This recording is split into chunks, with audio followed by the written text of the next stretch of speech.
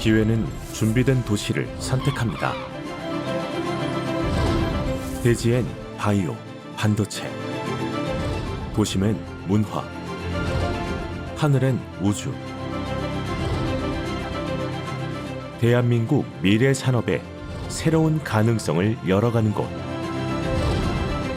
격이 다른 도시, 순천입니다.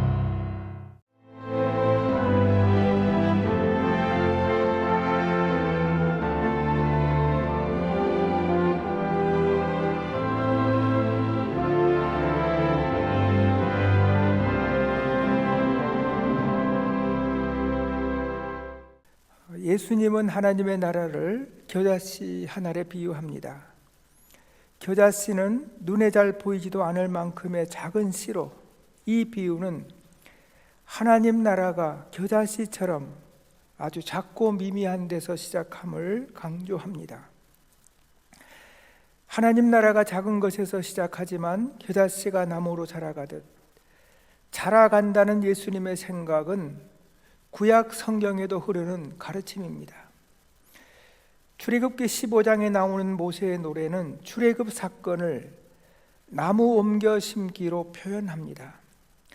주의 백성을 애굽에서 인도하사 그들을 주의 기업의 산에 심으리이다.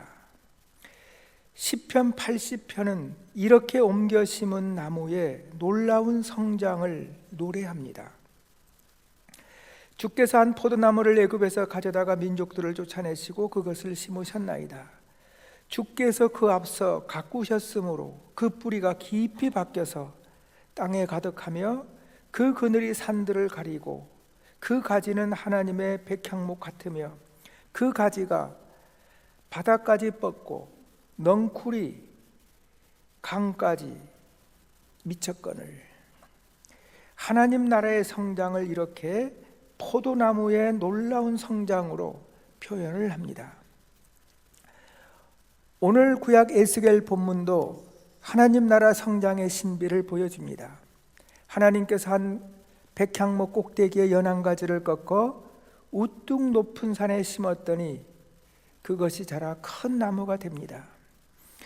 그런데 그 나무가 어떻게 자라났는가 하면 그 나무의 잎이 무성하여 아름다우며 구름에 닿을 듯 키가 자라. 아마 나무에 구름이 앉아있는 그림입니다. 이렇게 키가 자라 그 나무의 공중의 새들이 그 가지에, 땅의 모든 짐승들이 그 그늘 아래 깃든다고 묘사를 합니다. 여러분 상상해 보십시오. 연한 가지 하나가 땅에 심기어 그것이 얼마나 우람하고 아름다우며 주위에 유익을 주는 나무로 자라났나요? 성경의 묘사나 또 실제적으로도 백향목은 크고 아름다울 뿐 아니라 사람의 마음을 차분하게 해주고 편안함을 주는 깊은 향기를 낸다고 합니다. 목재가 단단해서 과거에는 배를 만드는 재료로 으뜸이었답니다. 이런 자질을 가졌기 때문에 솔로몬의 궁뿐만 아니라 솔로몬 성전의 제목으로도 쓰였습니다. 이런 귀한 나무 종이기에 백향목은 나무 중의 왕이라 불렸고, 특별히 성경은 하나님의 복을 누리며 번성한 백성들을 백향목에 빗대어 노래하곤 했습니다. 의인은 종려나무같이 번성하며 레바논의 백향목같이 성장하리로다. 백향목처럼 자라간다는 이미지는 회복과 번영을 바라는 유대인들의 의식 속에 깊이 각인되어 있었습니다. 성장하면, 성숙하면 자연스럽게 백향목이 떠오르는 겁니다. 백향목처럼 자라가는 거죠. 그런데 오늘 누가복음에서 예수님은 이 땅에 도래한 하나님의 나라를 전혀 다른 나무에 빗대어 말씀합니다. 하나님의 나라를 내가 무엇에 빗대어 말할까? 마치 사람이 자기 채소밭에 갖다 심은 겨자씨 한 알 같으니 그것이 자라 나무가 되어 공중의 새들이 그 가지에 깃드느니라. 백향목이 나오는 에스겔과 겨자씨를 말씀하는 누가복음, 이 두 개의 본문을 함께 놓고 보면 예수님께서 에스겔 본문의 이 백향목을 염두에 두시고 겨자씨 비유를 말씀하고 계신 것을 충분히 짐작할 수 있습니다. 에스겔 본문에서 하나님은 백향목의 연한 가지를 꺾어 우뚝 높은 산에 심습니다. 반면에 겨자씨는 어떤 사람이 그것을 자기 채소밭에 심습니다. 겨자씨는 관목이라 최고로 자라야 2.5에서 3m까지 자랍니다.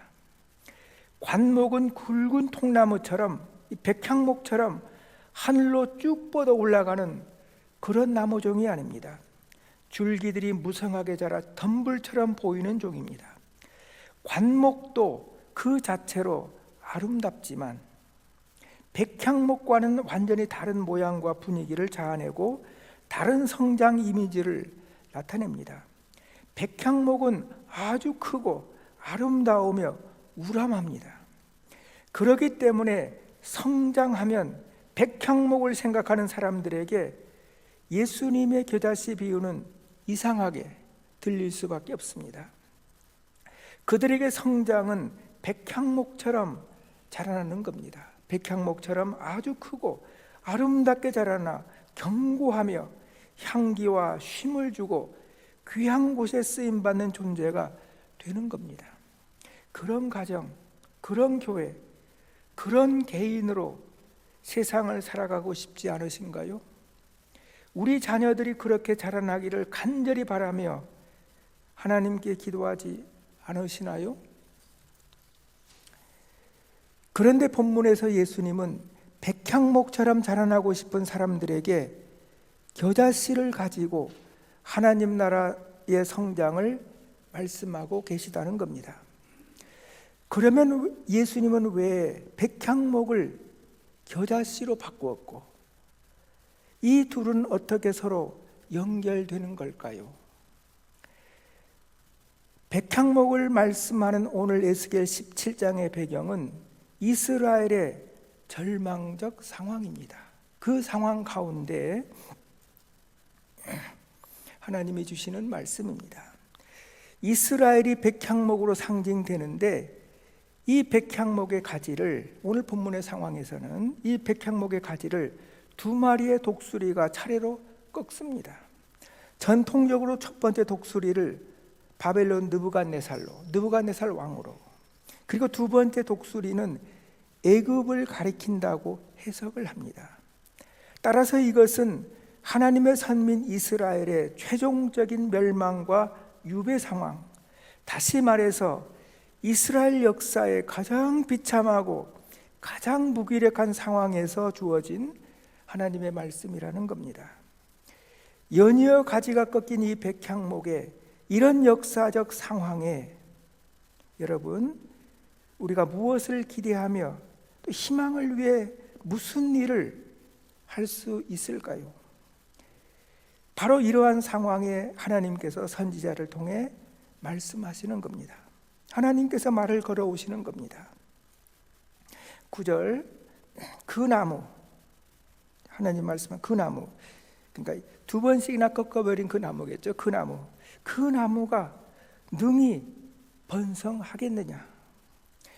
이스라엘 편에서는 연이은 실패와 패망, 유배라는 최악의 상황에서 희망의 마지막 의지마저 완전히 꺾여버린, 그래서 그들로서는 하나님의 이 질문에 도저히 예라고 답할 수 없는 현실, 회복과 번성을 결코 기대할 수 없음이 너무나 명백한 상황 가운데 그들이 처하여 있었지만, 하나님께서 이 질문을 그들에게 던지신 진짜 의도는 어디에 있으셨을까요?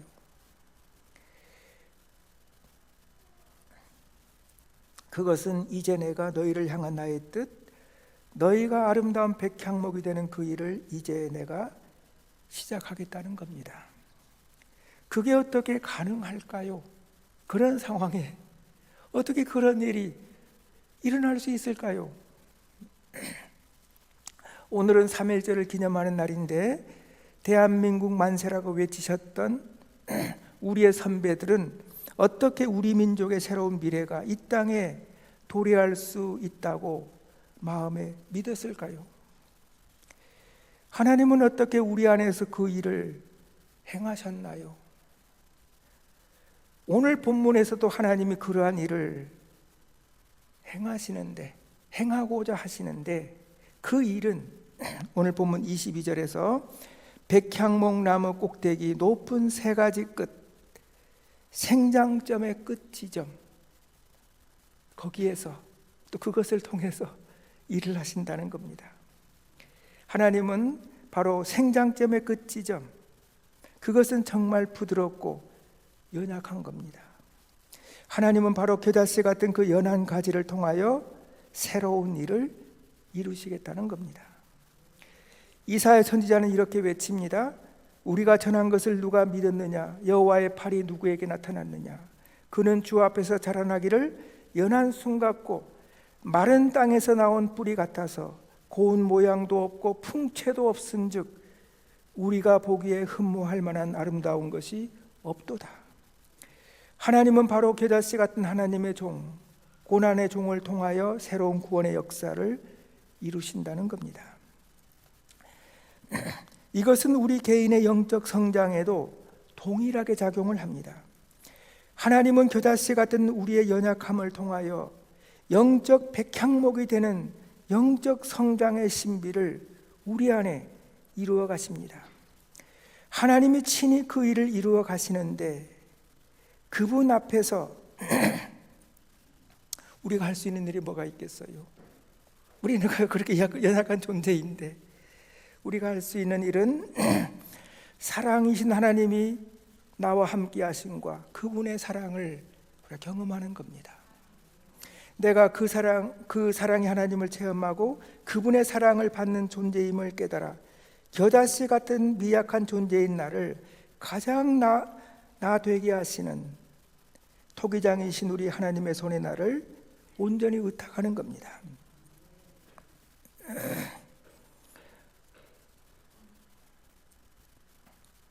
성경에 보면 우리 믿음의 사람들이 많이 나오죠.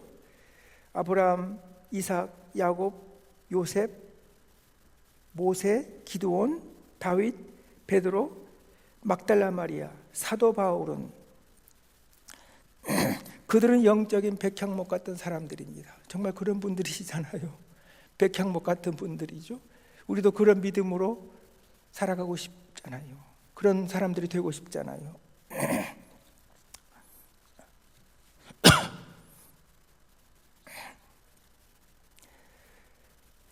그들은 백향목 같은 존재라고 우리가 이야기를 하고 생각을 하지만, 그들은 하나님의 무한한 사랑을 체험하고 그 크신 사랑 안에서 자신들의 연약함을 발견하여 진정한 자기 자신의 뿌리를 둔 믿음의 사람들입니다. 그들은 실로 연약한 사람들, 자신이 진실로 연약한 자임을 인식하며 살아간 사람들입니다. 그럼에도 그렇게 연약한 사람들이었음에도 불구하고 그들은 세상의 어떤 것에도 요동치 않는 반석 같은 사람들입니다. 사도 바울은 그 어떤 것도 죄, 실패, 심지어 죽음까지도 나를 그리스도의 사랑에서 떼어놓을 수 없다고 외칩니다. 어떻게 오늘 우리도 이 믿음의 선배들처럼 그런 믿음의 삶으로, 그러한 믿음으로 자라갈 수 있을까요? 예수님의 겨자씨 비유는 연약한 우리가 어떻게 그런 삶으로 나아갈 수 있을지를 말해줍니다. 영적으로 완숙한 삶을 살았던 사람들의 여정을 보면 영적으로 완숙했기 때문에 그분들의 초기 여정에서는 훈련을 많이 받으셨겠죠. 예배도 잘 드리고 또 필요한 훈련들을 받아서 기초가 있죠. 기초가 든든하죠. 그렇게 성장하려면 어렵잖아요. 훈련을 받는 것이 쉽지는 않죠. 그런데 뭐 초기만 훈련을 받으면서 어려운 것이 아니고 그 성장하신 분들의 여정을 보면 완숙해 보이는 그 인생의 시기에도 그들을 새로운 성숙의 차원으로 이끄는 하나님의 초대를 경험합니다. 그들은 신앙 생활의 초기에도 어려움을 겪지만 이후 영적으로 성숙한 시기에는 훨씬 더 큰 고통을 겪습니다. 그것은 하나님과 가까워졌기 때문에 이전보다 더 예리하고 크게 자신들의 연약함을 경험하며 바라보기 때문입니다. 더 큰 죄인이 되는 거잖아요. 그렇죠? 우리 그걸 느껴가잖아요. 살아가면 살아갈수록. 처음에 그들의 연약함은 자신들의 영적 여정의 걸림돌로 느껴집니다. 하지만 시간이 지날수록 하나님과의 관계가 깊어질수록 그 연약함은 그들을 하나님께로 이끄는 디딤돌이 됩니다. 관계가 달라지는 거거든요. 시야가 달라지거든요. 그러니까 연약하지만 문제가 되지가 않아요. 디딤돌이 되는 것을 경험합니다. 그 연약함, 부족함 때문에 주님의 마음에 이르게 되고 주님과 하나가 되게 해줍니다. 그리하여 우리 하나님은 이미 튼튼하게 자란 가지가 아니라 나무 꼭대기, 높은 세 가지 끝, 생장점의 끝 지점, 가장 연한 가지, 우리의 겨자씨 같은 것을 통하여 여러분과 저의 연약함, 실패, 어둠을 통하여 우리로 믿음의 백향목으로 자라나게 하신다는 겁니다.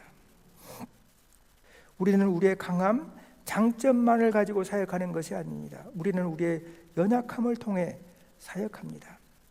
그러기에 겨자씨는, 오늘 주님이 말씀하시는 겨자씨는 바로 우리의 성장이 입체적이라는 것을 말씀해 줍니다. 주님은 우리 삶의 모든 것을 통하여 우리를 백향목 같은 존재로 자라나게 하신다는 겁니다.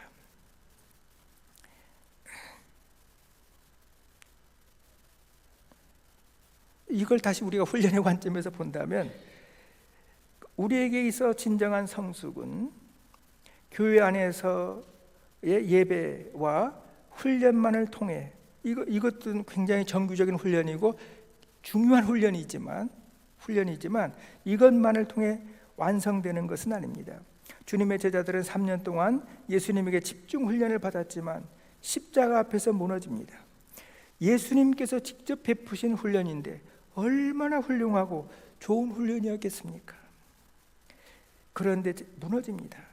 그런데 그들의 무너짐은 아픔이었지만 그들의 무너짐의 경험은 놀랍게 그들의 성장에 기여를 합니다. 그들은 부활의 주님을 만나 그들의 삶이 회복되고 사도로 세움을 받아 이루어진 사역의 삶 속에서도 그들은 또 계속해서 넘어지기도 하죠. 그들은 계속 그들이 경험하는 그 시련과 어려움들을 통해 그들은 더욱 견고하게 세워져 갑니다.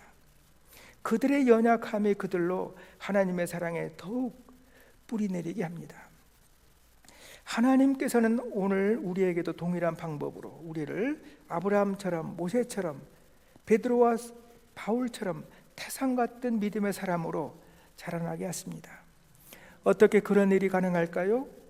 우리는 살면서 하나님이 대체 어디 계신지를 모르고 때로 무엇에 걸려 넘어지고 믿음이 흔들리고 인생의 길은 잘 보이지 않고 성공이나 실패, 성취보다 실패, 강함보다 연약함을 경험하곤 합니다. 때로 길이 보이지 않고 무언가 해보려고 해도 능력도 부족하고 새로운 일을 한다는 것은 감당하기 어려워 보이고 밤낮으로 노력을 하는데 발전이나 성취도 없고 심지어 희망이 잘 보이지 않는 순간들도 있으실 겁니다. 가정 문제, 건강 문제, 사업이나 직장의 문제로 어려움을 겪기도 하고 인간관계에서도 어려움을 겪습니다. 더 큰 고민은 아무리 좀 해결해 보려고 해도 아무 해답이 없어 보이는 겁니다. 무한한 희망을 가지고 쉼없이 노력하며 인생길을 달려왔는데 세월이 흐르고 나이가 들며 평생 수고했지만 얻은 게 없는 것 같아 보이고 어느 날 문득 이게 내 삶의 전부인가 하는 생각이 들기도 합니다. 우리 모두 비슷한 인생을 살아가는 것 같지만 성도님 한 분 한 분 가정마다 남에게 말 못할 인생의 고민들을 안고 아마 살아가기도 할 겁니다. 겨자씨 비유는, 오늘 주님 말씀하는 겨자씨 비유는 바로 우리가 경험하는 이런 어려움과 연약함, 실패와 아픔, 나락에 떨어지는 것과도 같은 어둠의 경험들이 우리를 새로운 성장, 우리를 온전함으로 나아가게 하는 하나님의 초대가 됨을 말씀해 줍니다. 바로 그런 것을 통해 우리로 백향목 같은 존재로 자라가게 하신다는 겁니다. 우리가 해야 할 일은 우리가 경험하는 이러한 어려움들을 외면하지 않고 또 외면하지 말고 그것들을 붙들고 하나님을 향해 앉는 겁니다. 성도 여러분, 우리가 삶에서 나의 참된 실상, 연약함을 보며 씨름하는 가운데 하나님의 은총으로 겨자씨와 같은 나의 연약함을 경험하며 그것을 받아들이고 진정한 내 자신에게 뿌리를 두게 될 때 우리는 비로소 내 존재가 하나님 안에 온전히 뿌리 내릴 수 있게 됩니다. 그럴 때 우리는 나만이 아니라 이 땅의 모든 사람이 겨자씨 같으며 겨자씨 같은 주님이 연약한 우리 가운데 사랑으로 오셨음을 경험하게 됩니다. 그래서 주님과 그래서 진정한 의미에서 주님과 하나가 될 수 있는 거죠. 성도 여러분, 그래서 그렇기 때문에 성도 여러분, 때로 삶이 어렵고 길이 보이지 않으며 거센 비바람이 불고 어떤 때는 태풍이 불고 겨울 눈보라가 치고 길이 어렵고 그래서 인생에 아무 열매도 없고 나 홀로 임을 느끼며 외로울 때 오늘 겨자씨 비유를 통해 말씀하신 주님의 마음과 진짜 성숙이 무엇인가에 대한 의미를 깊이 새겨보시길 바랍니다. 나의 연약함과 어둠의 시련은 결코 나를 무너지게 하는 것이 아니라 나의 부서짐을 통해 오히려 그것이 나로 살아계신 하나님께 뿌리를 내리고 진짜로 나답게 되도록 우리를 초대하는 주님의 손길임을 기억하며 은혜의 자리로 나아가실 수 있길 바랍니다. 그럴 때 우리는 백향목만이 아니라 겨자씨로도 성장을 볼 수 있게 될 겁니다. 그때 우리는 육화하시어 나와 하나 되신 주님, 사람으로 오신 주님, 십자가의 주님, 부활의 주님이 언제나 나와 함께 하심을 경험하게 될 겁니다. 복된 성도 여러분, 덕신교회 성도 여러분, 저는 덕신교회가 우리 귀한 종과 함께 더욱 아름다운 백향목 같은 교회로 굳건히 세워져 가길 바랍니다. 덕신교회 모든 가정과 성도님들께서도 교회를 통해 주시는 하나님의 은혜를 체험하며 백향목 같은 성도들로 굳건히 세워져 가길 바랍니다. 겨자씨 같은 작고 미미한 존재이나 여전히 사랑받는 존재임을 깨달으며 끊임없는 우리 주님의 이야기로 넘쳐나는 교회, 은혜로 넘쳐나는 교회, 복된 교회 안에서 온 성도가 함께 주님을 향해 걸어가며 더욱 사랑 안에서 견고해져가는 덕신교회와 덕신교회 복된 성도님들이 되시기를 바랍니다.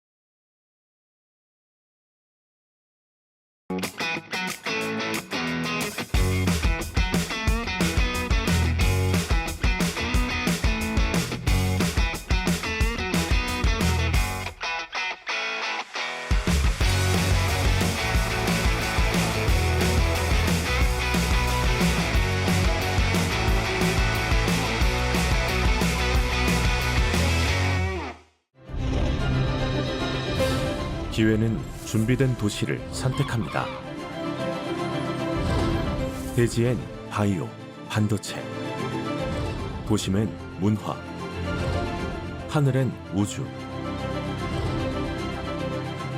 대한민국 미래 산업의 새로운 가능성을 열어가는 곳. 격이 다른 도시. 순천입니다.